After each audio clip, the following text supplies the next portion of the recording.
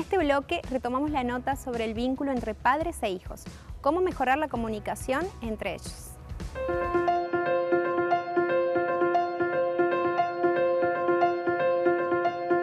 Hola Pauli, ¿cómo estás? Muchas gracias por la invitación, muchas gracias por la convocatoria. Veamos qué es lo que podemos hacer para poder pensar un poco las infancias, las adolescencias en tiempos de pandemia. Veamos también el modo de cómo pensarnos frente a la situación de los vínculos, cómo atravesar las principales emociones y bueno, veamos un poco acerca de qué es lo que te interesaba saber o lo que te interesaba abordar de acuerdo a lo que íbamos hablando. Recuerdo que en un momento me dices que estaba por pensar acerca de qué es esto de cuáles son las emociones y qué es lo que hacemos con las emociones en esta etapa tan particular y que tiene características muy particulares, sobre todo con emociones y sobre todo con determinadas características de ella. Hablemos de el miedo, de la sensación de soledad, del encierro, del enojo, por ahí la desorganización, que es lo que surge, pero principalmente pensar en esto que vos me decías, cuáles eran las principales emociones que podíamos notar o por las que teníamos las principales consultas. Y eso tiene que ver sobre todo con el miedo, pero principalmente con la angustia. Entendiendo, por supuesto, la angustia como esta condición universal y más experimentada universalmente por todos los seres humanos. Es el indicio de que nunca nos engaña, ¿sí? Es este indicio que nos dice que hay algo que no está bien. Y es lógico pensar que ante esta situación que ha venido y tan sorpresivamente y nos ha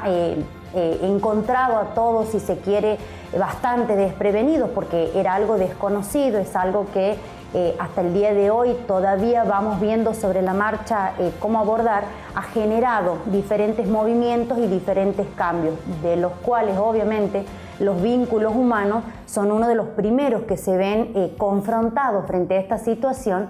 teniendo en cuenta las características que la condición de cuarentena implica, que tienen que ver con el aislamiento, tienen que ver con el encierro, tienen que ver con la imposibilidad del contacto como venimos acostumbrados en los vínculos humanos.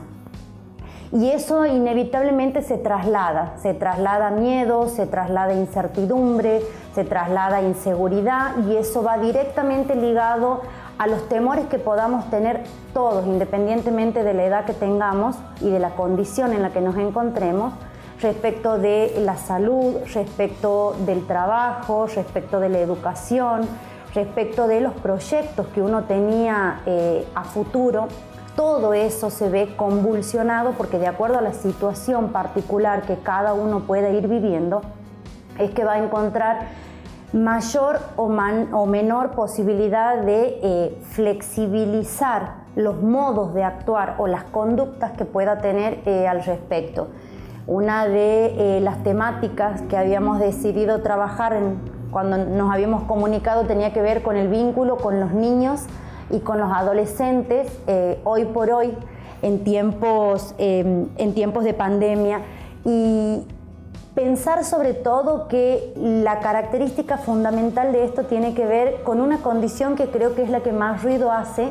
y que tiene que ver con el encierro. Y este encierro que no es elegido y está entendido no como un castigo, sino como un modo de cuidado. La gente por ahí se le dificulta un poco ver que la pandemia es lo patológico y la cuarentena es como una posible solución a eso, ¿sí? Viéndolo de esa manera es que podemos por ahí repensar algunas cuestiones que tienen que ver con los vínculos. Una de las principales consultas, Pauli, que se reciben y una de las principales condiciones que podemos ver los que somos docentes, pero también somos papás, es este malestar generalizado que hay entre dos polaridades, entre escuelas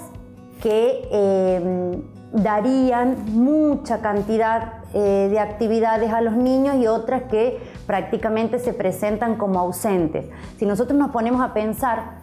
en las condiciones en que hoy por hoy incluso la educación puede darse, eso genera mucha angustia y genera en muchas casas mucha ansiedad. ¿Y tiene que ver con qué? Tiene que ver con poder pensar, o que incluso los docentes mismos puedan pensar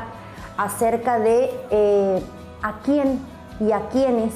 y de qué modo estamos educando. Esta clase que hoy estamos preparando, dirigida a qué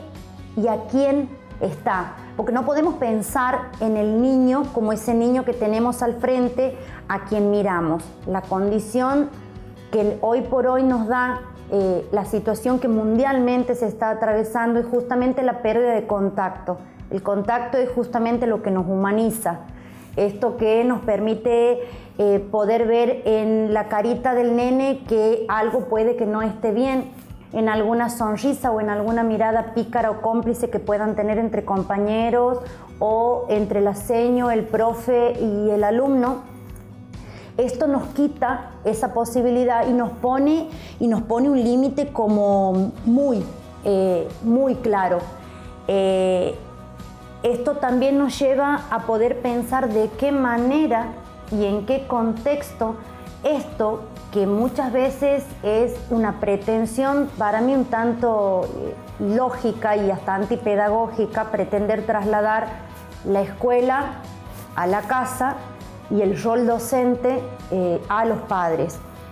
Creo que eso es uno de los principales inconvenientes al momento de pensar o de repensar el modo de vincularnos que tenemos hoy por hoy padres e hijos. Creo que esa situación se está, si se quiere, en algún punto descontextualizando, se está pensando mucho en contenidos académicos y se repite, y te digo incluso como con cierto enojo, escucho muchas veces que en reiteradas ocasiones les repiten a los chicos porque no están de vacaciones, o les marcan a los padres, díganle a los chicos que se pongan las pilas porque no están de vacaciones. Creo que hay algo que algunos profes quizás no están logrando percibir, y es que una de las condiciones de la educación tiene que ver con generar el interés, generar la curiosidad en el otro, y eso muchas veces se intenta hacer de una manera muy errónea, porque creo que la virtualidad nunca va a poder dejar de lado la posibilidad que tiene el contacto con el otro para generar esto, generar la curiosidad, generar la intriga, generar el deseo de aprender. Creo que hoy por hoy pensar en espacios lúdicos con los chicos, y si se quiere ir quizás un poco de recomendaciones de qué podemos hacer hoy con los niños, tiene que ver con la posibilidad de generar nuevos espacios, tiene que ver con la posibilidad de acomodarnos a nuevas situaciones sin sentir por eso una frustración que sea como la clave y la guía que va, lejos de allanar el camino, lo va a ir obstaculizando. Creo que hay que generar espacios lúdicos que puedan permitir a los niños dialogar. Creo que, siempre hablando de niños y adolescentes, digo espacios lúdicos porque por ahí esa condición con los niños es como la más potable, la más probable de ser trabajada. Creo necesario que los niños puedan poner en palabras estas emociones que en un principio habíamos estado hablando. Creo que es necesario poder aplicar la tolerancia, pero no solamente la tolerancia hacia el otro. Creo que tenemos que poder empezar a pensar, a tolerar en nosotros mismos esto de saber que con todo no vamos a poder y que no está mal que así sea. Creo que tenemos que empezar a pensar en crear espacios que permitan desplegar la creatividad, la solidaridad, espacios donde los vínculos humanos tengan el contacto necesario, a veces de las palabras y por qué no también de los silencios, en donde los niños puedan desplegar en algún punto todas las herramientas que sabemos que las tienen, solamente que los momentos oportunos para hacerlo a veces los encuentran en espacios que no son la casa. Hoy por hoy que tenemos la casa a disposición y sabemos que las realidades de muchos papás no son en condiciones ideales. Sabemos que hay muchos papás que puede que no estén juntos, muchos papás que puede que trabajen durante todo el día, pueden que algunos niños puedan tener el acompañamiento de otro adulto y puede que haya niños que no, puede que haya niños que tengan acceso a la conectividad para poder educarse en entornos virtuales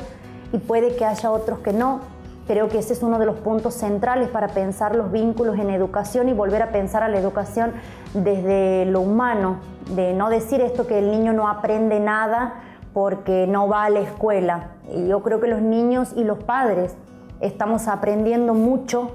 y estamos aprendiendo mucho de nosotros mismos porque estamos pudiendo mirar y mirarnos desde otro lado, reinventar los vínculos y poder pensar en circunstancias y en condiciones para con uno mismo y para con el otro que en otro momento quizás hubiesen sido impensadas. También me gustaría poder pensar en recomendaciones que tengan que ver con los adultos, con los adolescentes, y las recomendaciones es para los adultos en realidad, que tiene que ver con qué hacemos con los adolescentes, porque creo que es el grupo etario el que peor le está pasando, sobre todo teniendo en cuenta a los chicos de secundario, a los chicos que están terminando el 5º año con todos los ritos que hay en los adolescentes al terminar el 5º año, que sigo maravillada día a día cada vez que veo cómo utilizan la creatividad y la imaginación para hacer sus presentaciones de buzos y para hacer toda una serie de rituales que van utilizando los entornos virtuales como una ayuda más que necesaria, y creo que eso va cumpliendo como funciones diferentes, pero va sosteniendo desde algún lugar. Con ellos, más que acompañar y sostener, que no es tarea nada fácil, va a ser muy poco lo que podamos hacer. Creo que hay que permitirles espacios, si se quiere, de aislamiento, espacios en donde si en algún momento han colaborado con las cosas de la casa, han hecho lo que tenían que hacer de las tareas, pero se encierran y se conectan, en otro momento yo misma les recomendaría, no está bueno lo de la hiperconectividad en redes y todo lo demás. Hoy les diría que ese es el modo que ellos tienen para suplir el contacto físico a través de las videollamadas, los juegos. En lo que no está bueno la hiperconectividad, si se quiere, hoy por hoy es en nosotros, en los adultos, en los papás, en donde muchas veces esta información falsa que corre en forma de videos, de audios, de mensajes, a través de las redes hacen que llegue un momento de saturación en donde no sabemos qué creer. Una de las recomendaciones principales sería justamente acceder a fuentes formales y fuentes oficiales de investigación, de información, para que antes de divulgar cualquier tipo de situación o de novedades que puedan surgir al respecto, se pueda trabajar y se pueda trabajar de una manera mucho más productiva con los chicos. ¿Qué les puedo decir a modo de cierre? Que tendríamos que pensar hoy por hoy en conductas más flexibles, pero que nos lleven a modos más adaptativos de transitar y que no perdamos de vista de que esto es pasajero, esto no es algo que va a ser para siempre, porque de hecho nada lo es, pero sí pensar en que esto nos permite y nos habilita a la posibilidad de pensar distinto, de repensar algunas situaciones y algunas decisiones, de poder contemplar otros modos de actuar, otros modos de sentir, otros modos de vincularnos, y creo que nos va a quedar pendiente quizás para otra charla, Pauli, esto que en algún momento habíamos pensado en trabajarlo y que bueno, que hoy se nos va el tiempo, que es la cuestión de qué es lo que sucede con la situación de aislamiento frente a familias o frente a hogares en donde las situaciones de violencia empañan aún más el horror y la angustia que se vive ya de por sí, de lo que provoca hoy por hoy en estos tiempos. Espero que pronto podamos tener una nueva oportunidad de encontrarnos y bueno, seguir pensando juntos y seguir permitiéndonos la posibilidad de seguirnos preguntando, lejos de darnos algunas respuestas, preguntarnos qué es lo que hoy por hoy nos angustia, qué herramientas creemos que tenemos para atravesarlas, si no las tenemos, de qué modo buscar ayuda y sobre todo pensar que esto es temporal. Lo que hoy podamos construir quizás sea algo que nos acompañe y nos acompañe por mucho tiempo. Muchísimas gracias.